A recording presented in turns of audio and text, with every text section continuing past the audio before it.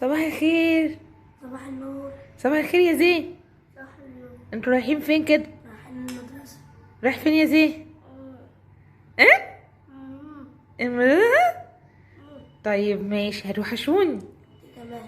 طب يلا كلوا، ما تجيبوا حتة. انتوا بتاكلوا ايه؟ بيض.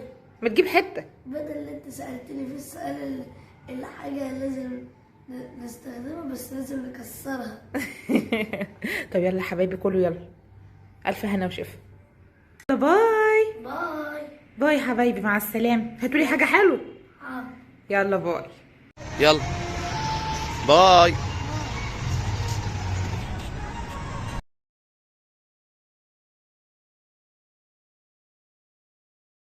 وهنا بقى بتكون أسعد لحظات حياتي لما بطل من بلكونتي على المدرسة اللي فيها ولادي. بجد أنا محظوظة.